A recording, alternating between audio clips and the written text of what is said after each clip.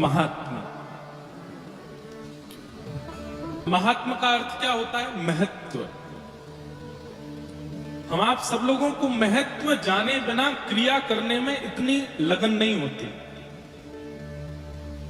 कोई व्यक्ति अपना कैरियर भी डिसाइड करता है तो उससे पहले समझ लेता है कि अगर मैं ये बनूंगा तो इससे मुझे लाभ क्या होगा, कितना कमाऊंगा और क्या क्या बेनिफिट्स मिलेंगे, फिर उस हिसाब से वो अपना कैरियर डिसाइड करता है। सब लोग महत्व जानकर के ही किसी क्रिया को प्रारंभ करते हैं। पर एक बात थोड़ी संकेत रूप से कह दें, महत्व जानकर के क्रिया में प्रविष्ट होना एक प्रकार का निष्काम भाव नहीं है। कई लोग कामना युक्त होकर के महत्व पूछते हैं कि ये करेंगे तो इससे हमको क्या मिलेगा, गणेश जी की पूजा फ्राइडे को करने से क्या होता है, मंगलवार का व्रत रखने से क्या होता है, हनुमान जी कृपा होती है, सोमवार का व्रत करने से ऐसा होता है। आप सबके महत्व जानकर के उस क्रिया में प्रविष्ट होते हैं। हमारी एक बात मानिएगा, यदि प्रेम लक्षणा भक्ति के उपासक आप बने हैं तो बिना किसी कामना के, बिना किसी महत्वाकांक्षा के प्रवेश करें, बिना किसी महात्मा को जाने प्रविष्ट होइए किसी क्रिया में। जैसे एकादशी का व्रत करना प्रारंभ किया आपने, तो उसके बारे में पूछिए मत कि इससे मिलता क्या है, इससे होता क्या है, इससे ठाकुर जी प्रसन्न होते हैं या कुछ नहीं, तो सब कौने रखो, नहीं हमको बस करना। कहीं सुना है कि ठाकुर जी की प्राप्ति के लिए ये व्रत है, ठीक है, बस इससे ज्यादा हमको जानना नहीं, और क्या क्या इससे मिलता है वो जानने की हमारी इच्छा नहीं है। कई बार हमारी भक्ति निम्न कोटि की हो जाती है क्योंकि हम महत्व की बहुत इच्छा रखते हैं, उससे मिलने वाले फलों की बड़ी इच्छा रखते हैं। वहां कोई हमारी निष्काम प्रीति नहीं होती।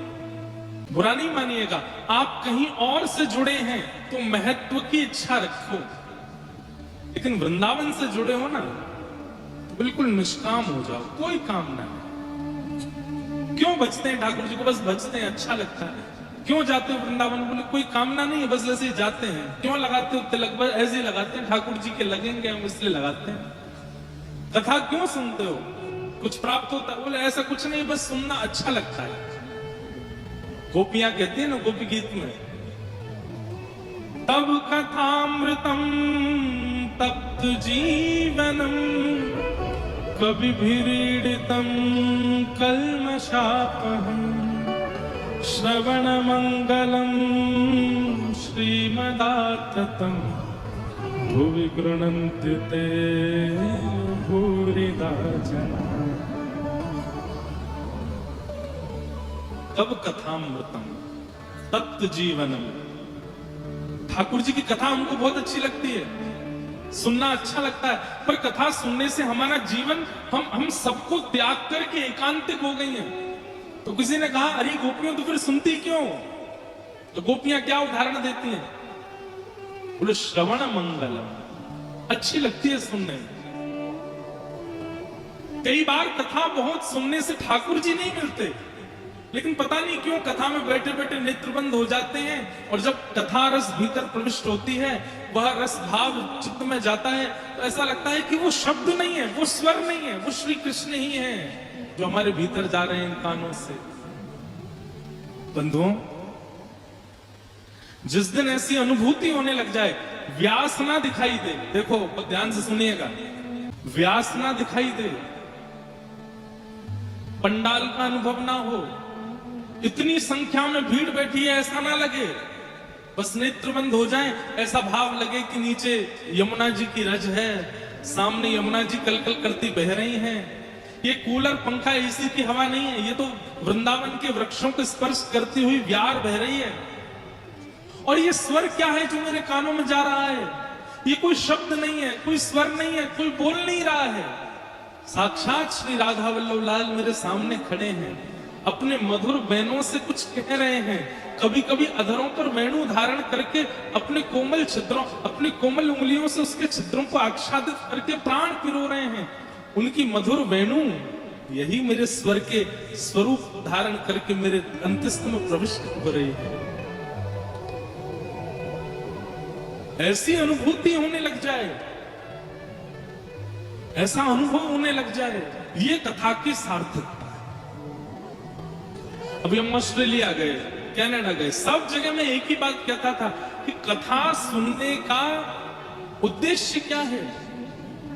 ये भूल जाना कि मैं कहां हूं और मैं कौन हूं और मैं क्या कर रहा हूं। बस ये लगना कि मैं वृंदावन में हूं, श्री यमुना जी का तट है, श्याम सुंदर सामने खड़े हैं और बस वे ही बोल रहे हैं। कोई वक्ता नहीं है, कोई इंद्रेश जी महाराज नहीं है, कोई व्यास जी नहीं है, ठाकुर जी के ही शब्द प्रकट हो रहे हैं और वे ही मेरे कानों में प्रविष्ट करके मेरे चित्त को आनंदित कर रहे हैं। इस भावना से जब आप कथा श्रवण करेंगे,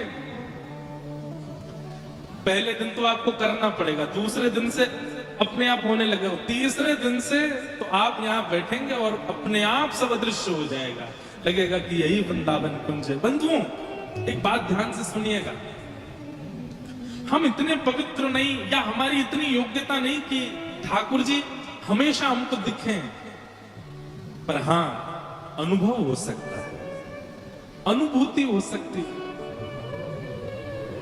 ऐसे अनुभव किया जा सकता है उनका। तो महात्मा है, प्रथम श्लोक में ठाकुर जी के कुछ रूप स्वरूपों का वर्णन किया है, ध्यान से सुनिएगा। सच्चिदानंद रूपाय, 3 रूप हैं भगवान के, सत्य, चैतन्य और आनंद। सबसे पहला स्वरूप है ठाकुर जी का सत्य। आपको ठाकुर जी के प्रति सत्य बुद्धि रखनी ही पड़ेगी अगर आप भक्ति मार्ग में हैं तो। कई बार ऐसा देखा जाता है कि ठाकुर जी के प्रति सत्य बुद्धि नहीं होती। सत्य बुद्धि किसको कहते हैं? सत्य बुद्धि का मतलब होता है ये अनुभव होना कि ये वास्तविक है, ये कोई मूर्ति नहीं है, कोई पाषाण नहीं है, कोई धातु नहीं है, ये वास्तविक है, ये सत्य बुद्धि कहलाती है। कई बार कई माताएं बहनें भाई लोगों की सेवा देख करके मन में थोड़ी सी पीड़ा हो जाती है। क्यों? क्योंकि उनकी सेवा के भाव से पता चल जाता है कि सत्य बुद्धि नहीं रखते, इनको लगता है ठाकुर जी पाषाण बुद्धि है। सत्य बुद्धि होगी, आप वैसी ही भावना रखोगे जैसे एक बालक के प्रति होती है, जैसे अपने के प्रति होती है, जैसे किसी अन्य व्यक्ति के प्रति होती है। डलिया में नहीं लेके घूमना ठाकुर जी को, ठाकुर जी के लिए उचित आसन बनवाइए, ठाकुर जी के लिए उचित व्यवस्था कीजिए, उसमें ही विराजमान होंगे, उसमें उचित ठाकुर जी के बैठने के लिए व्यवस्था हो, ठाकुर जी के लिए जल झारी हो, ठाकुर जी के लिए बंटा हो, ठाकुर जी की और भी सामग्रियां भीतर हो, देख करके लगे कि हाँ ठाकुर जी अपनी व्यवस्था में चल रहे हैं। और कई लोग अपने ठाकुर जी को लेके आते हैं तो मैं मन में तो होता पूछ लूं जल झारी कहाँ है ठाकुर जी की, है ही नहीं, और बेचारों को प्यास लगती होगी, कहां जाते होंगे। बंधुओं, जब हमारी भावना में सत्य बुद्धि नहीं होती है ना, तो फिर ठाकुर जी को जैसे आप पाषाण मानते हो, ठाकुर जी भी आपको इंसान ही मानते हैं, फिर वो आपके प्रति प्रेम भाव नहीं रखते। सत्य बुद्धि, अपने ठाकुर जी के प्रति सत्य बुद्धि रखो। वो चैतन्य हैं, उनके भी हाथ हैं, उनके भी मुख हैं, उनके भी नेत्र हैं, उनकी भी नासिका है। अब मैं कह तो देता हूं, लेकिन बाद में मुझे लगता है कि पता नहीं लोगों को कहीं अच्छा ना लगाओ। अब जैसे ठाकुर जी पे पेंट होता है, कई जगह पेंट करवाते हैं ठाकुर जी, चित्रपट पर अगर पेंट हो रहा है कोई दिक्कत नहीं है, लेकिन ठाकुर जी का जो स्वरूप है ना, उसमें अलंकार नेत्र अलग से बदलाने चाहिए। एक एक श्रृंगार आपको चंदन से करना चाहिए, पेंट नहीं लगाना चाहिए। और किसी मैया का बालक काला हो गया, अब वो डॉक्टर से कहे इसको पेंट कर दो, इसको गोरा बना दो, इसको गोरा कर दो, अच्छा नहीं लगता ना। ऐसा नहीं है कि आपको कोई दोष लगा होगा, पर हाँ ठाकुर जी अब कहवा रहे हैं हमसे, तो आप लोगों को ये संकेत करवा रहे हैं कि भाई ये पेंट वेंट मत करवाया करो हम पे। अब पेंट करवाते हैं जब, तो हमारे अंदर ये भावना आ जाती है कि ये सत्य नहीं है, तो पाषाण कैसे भी पेंट करा दो, कुछ भी लगा दो, कहीं भी बैठा दो, कुछ भी पहना दो, कैसे भी बांध दो। ठाकुर जी के प्रति सत्य बुद्धि रखो। अभी कनाडा में थे हम, तो हमारे गिरधर लाल जी गोद में बैठे थे, गले में पहनने वाला जो एक हमारी ठाकुर जी की पॉकेट है, उसमें बैठ के ठाकुर जी चलते हैं, क्योंकि ये फ्लाइट वाले गोद में रखने नहीं देते, उसमें रख दिए। तो अब उसको वो दिख गए ठाकुर जी। तो वो एयर होस्टेस मुझसे आके बोली कि टेक ऑफ और लैंडिंग के समय पर इनको आपको ऊपर रखना पड़ेगा। मैंने कहा आप लोगों की बड़ी ज्यादा, वो तो विदेशी लोग, उनको क्या समझाएं। मैंने कहा ये मुझसे दूर नहीं होंगे। 15 मिनट फ्लाइट लेट हो गया, एक एक करके आती गई, बोले कि हमारे एयरलाइंस के रूल हैं, आपको पालन करना पड़ेगा, आपको रिस्पेक्ट करनी पड़ेगी। मैंने कहा मैं उतरने को तैयार हूं, आप लोगों की जिद होती है कि गोद में नहीं रखना, तो मैंने बॉक्स ऊपर रख दिया, ठाकुर जी मेरे यहाँ पर। अब मैंने कहा अब मैं ऐसे ढकना भूल गया, आपको दिख गए ठाकुर जी, तो अब आप इनको ऊपर रखवाओ। मैं ऐसे ढक देता फिर कैसे पता चलना था। बोले नहीं अब आपको इनको रखना ही पड़ेगा। मैंने कहा ये नहीं रखूंगा मैं, चाहे मुझे उतार जाओ। तो अंत में वो पायलट के पास गए, तो फिर पायलट ने अनुमति दी, बोले ठीक है आप बैठने दो। मैंने कहा और नहीं तो क्या, तो ठाकुर जी के नहीं लड़ेंगे तो फिर किसके लिए लड़ेंगे। हम लोग क्या करते हैं, आपको ये बात बताना चाह रहे हैं कि ठाकुर जी के प्रति सत्य बुद्धि रखो।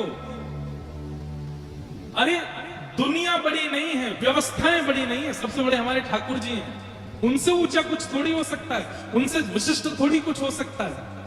और ये तभी होगा जब आप उनके प्रति सत्य बुद्धि रखोगे। आप पाषाण बुद्धि रखोगे, उनके प्रति धातु बुद्धि रखोगे, तो कहीं धर दो, कहीं बैठा दो, कैसे वो पेंट करवा लो, कुछ भी पहना दो, कहीं भी करवा दो। हम जितनों के भी निजी संपर्क में है ना, हमने सबसे पेंट का तो मना ही किया, हमें ठाकुर जी पेंट नहीं करवाना है। स्वर्ण के, चांदी के या शंख के अलंकार लगाओ। तो थोड़ा श्रम तो होगा आप लोगों को, रोज रोज लगाना पड़ेगा। इतना भी नहीं कर सकते ठाकुर जी, रोज पधराओ, ठाकुर जी के नेत्र पधराओ, अपने मन के मुताबिक बनवा करके पधराओ। मुखमंडल को सुंदर बनाना है, सुंदर चंदन घिसो, रोली घिसो, उससे पत्रावली का श्रृंगार कर दो, अपने हाथों से सजाओ ठाकुर जी को। और फिर हम चाहते हैं कि हमारे चित्त में प्रेम भक्ति क्यों प्रकट नहीं हो रही है, हमारे ठाकुर जी हमसे प्रसन्न क्यों नहीं, क्योंकि आपने सत्य बुद्धि, भक्ति का प्रारंभ ही यहीं से है कि ठाकुर जी के प्रति पाषाण बुद्धि नहीं रखनी है। कितने साल हो गए हमको सेवा करते हुए, आज तक ठाकुर जी हमको कठोर ही अनुभव होते हैं, चैतन्यता का अनुभव ही नहीं होता। क्यों? हमने अपने लाल जी के प्रति अनुभव किया है, पसीने का अनुभव किया है, चैतन्यता का अनुभव किया है, मुस्कान का अनुभव किया है, रुदन का अनुभव किया है, बोलवे को अनुभव किया और रोवे का अनुभव किया। कितने अनुभव किए हैं। ये सब अनुभव आप सबको भी होंगे। कब? जब सत्य बुद्धि रखोगे ठाकुर जी के प्रति। ठाकुर जी कौन है? सत्य। दूसरा, ठाकुर जी के प्रति चैतन्य बुद्धि रखो। ये चैतन्य है। गुसाई श्री विठलनाथ जी के चरित्र में आता है कि गुसाई जी लाला मानते थे ठाकुर जी को, श्रीनाथ जी को लाला मानते थे। गीता में भगवान अर्जुन से कहते हैं ये यथामाम प्रपद्यन्ते ताम तथैव भजाम्यहम्। बहुत ध्यान से सुनिएगा। ठाकुर जी कहते हैं मुझे जो जैसा मान करके भजता है अर्जुन, मैं उसको वैसा ही मिलता हूं। आप ठाकुर जी को पाषाण मानोगे तो ठाकुर जी पाषाण रूप ही रहेंगे जीवन पर्यंत, कभी भी सचल नहीं होंगे ठाकुर जी। आप ठाकुर जी को भाई मानते हो तो ठाकुर जी भाई के रूप में ही मिलेंगे। आप ठाकुर जी को प्रियतम मानते हो, प्रियतम के रूप में ही मिलेंगे। गुरु मानते हो, गुरु रूप में ही मिलेंगे। भगवान मानते हो, परमात्मा मानते हो तो ठाकुर जी परमात्मा रूप में ही मिलेंगे। आपको पता है जितने दिन ठाकुर जी वृंदावन में रहे, दो भुजा में रहे, लेकिन जैसे ही मथुरा पहुंचे ठाकुर जी तुरंत चतुर्भुज हो गए। क्यों? क्योंकि देव की मैया ठाकुर जी को परब्रह्म मानती है, इसलिए ठाकुर जी देव की मैया के आगे दो भुजा में नहीं है, शंख चक्र गदा पद्म धारण करके चतुर्भुज रूप में रहते हैं। इसीलिए मथुरा में मथुराधीश जी का दर्शन करो, द्वारिका में द्वारिकाधीश जी का दर्शन करो, वहां ठाकुर जी चतुर्भुज ही हैं, लेकिन वृंदावन में दो भुजा के हैं। क्यों? क्योंकि यशोदा मैया लाला मानती है। लाला की चार भुजा थोड़ी होती है, लाला की तो दो ही भुजा रहती है। लाला परमात्मा थोड़ी है, लाला तो लाला ही है, तो लाला भाव से रहते हैं। सबसे पहले अपनी भक्ति में ठाकुर जी के प्रति एक संबंध स्थापित करो। वो दिखते क्या है आपको, वो लगते क्या है आपको, मीराबाई ठाकुर जी को पति मानती थी अपना। तो मीराबाई के चरित्र में आता है, जब अंतिम काल में मीराबाई को प्रत्यक्ष दर्शन हुआ, उस समय श्री द्वारिकाधीश जी की मंगला आरती हो रही थी। और जो लोग दर्शन करते हैं उनको पता है, मंगला में ठाकुर जी श्रृंगार नहीं कराते। मंगला में ठाकुर जी रात्रि की पोशाक में रहते हैं, एक माला में रहते हैं, छोटी बाग पहनते हैं। लेकिन मंगला में जब मीराबाई दर्शन करने के लिए गई और जब पुकारा, बड़ी कथा है, तो मंगला में पुजारी जी देख करके आश्चर्यचकित हो गए। श्री द्वारिकाधीश जी दुल्हा बनकर के खड़े हो गए। क्यों? क्योंकि मीराबाई उनको दुल्हा रूप में ही चाहती थी। ठाकुर जी सेहरा पहन करके, खूब सारी माला लेकर के, और हाथ में बिल्कुल जैसे दूल्हा तैयार होकर के आता है, उसके हाथ में एक तलवार होती है और वो पैरों में जूती वगैरह पहन करके बढ़िया अपना श्रृंगार यहाँ पर पत्रावली करके। पुजारी जी अभी देख करके आए हैं, ठाकुर जी मंगला श्रृंगार में थे, लेकिन मीराबाई के आते ही जैसे दोबारा ठाकुर जी की ओर देखा तो ठाकुर जी तो दुल्हा बन करके खड़े हैं। और देखते ही देखते वो अचल ठाकुर जी, मूर्ति के ठाकुर जी सचल हो गए, प्रत्यक्ष प्रकट होकर के मीराबाई को अंक में भर के अपने भीतर विराजमान कर लिया।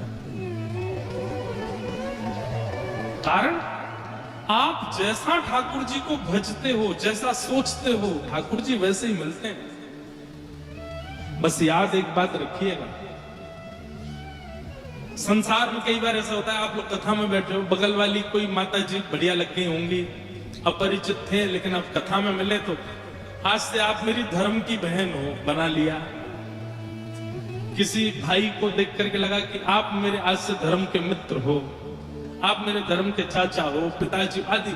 संसार में संबंध बना तो हम बहुत जल्दी लेते, निभा नहीं पाते।